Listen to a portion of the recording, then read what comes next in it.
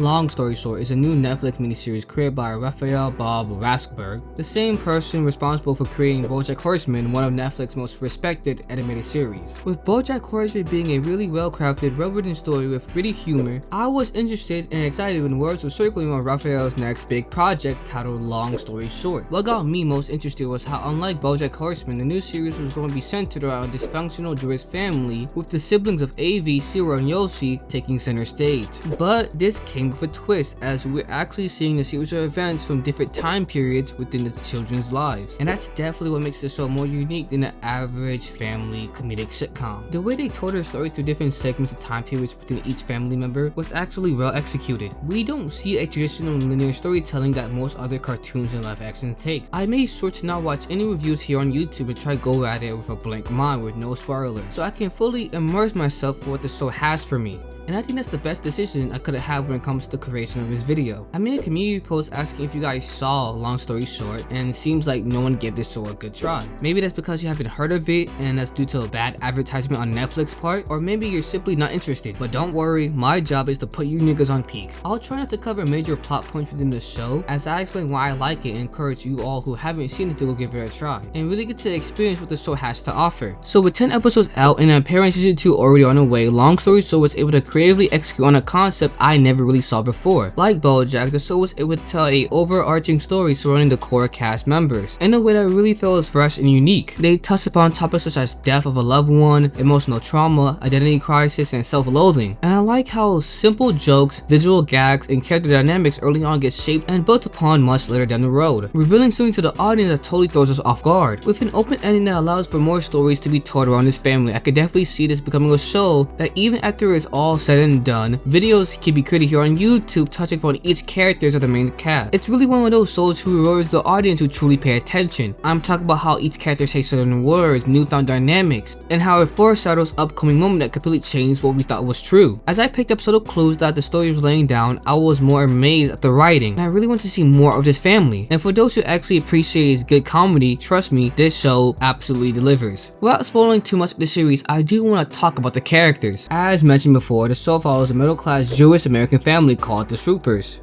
that consists of Naomi Swart, the overbearing mother, who can come off very judgmental, kinda harsh, but never comes at a place of actual malice but genuine love. The entirety of season 1 kinda revolves around the family's dynamic around her, putting an emphasis on her parenting style. Her husband, Andrew Cooper, acts as her total opposite, where she's more assertive, he's more laid back. He's the parent that allows the kids to grow up with much needed space. Although being the less explored character is something I want to see more of in season 2, he kinda provides a balance that contrasts with his wife. This is where we meet their children, Abel, Shira, and Yoshi, with Abel being the oldest of the siblings, the one who seemed to have a deeper connection with their mother. To put it frankly, he kinda acts as the medium between his mother and the rest of his siblings, and amongst the siblings, he kinda acts the most like his mother. And with this relationship, we see how uniquely it's pushed throughout the whole series. He has to be the one to always comfort their mother when she's ever overstepping her boundaries. And we see this throughout many time periods the show presents us, when he was a kid to all the way until he's a parent of his own. Keep in mind, them being Jewish heavily impact the plot in so many ways. The show actually provides the significance growing up in a Jewish American household, going above and beyond, showing so much cultural significance and tradition that comes with being Jewish. I'm only saying this because it's kind of a long-running gag within the series that Aviel is a self-hating Jew, because as he got older and started making a family of his own, he started becoming more distant of his Jewish identity. Shira, on the other hand, is the middle child, with the common theme of being overshadowed by her two siblings. Her story revolves around family trauma and isolation, how she's always had to bury her feelings and never truly being seen by her family. I also want to know that Shira is a lesbian, happily married to Kendra, a black Jewish woman, and together they have two twin children, and yes, that matters, watch the show. And last but not least, we have Yoshi, the youngest of the group, who of course is treated as the baby throughout the whole series, constantly being watched over and cared for. With Yoshi's story, we see him trying to obtain this grasp of responsibility that he needs to be a fully functional adult, with a little bit of an identity crisis. I know I gave very vague descriptions of each siblings, but it's hard to talk about them without revealing key plot points. I love each and every one of these siblings' archetypes and dynamic, and the show writers was able to create a realistic portrayal of siblinghood, and with that, they generally feel like a real family to me. Overall, long story short, with their unique storytelling, was able to convey a traditional story around family bonds, adversity, and dynamics through unconventional meanings, with witty humor to make the experience that much better. And if you didn't see the show and you're watching this video, please go check it out. It's only 10 episodes and it won't take that much time out of your day. Leave a like and subscribe. Until next time, I'm your host Taken, and we do a little reviewing around here.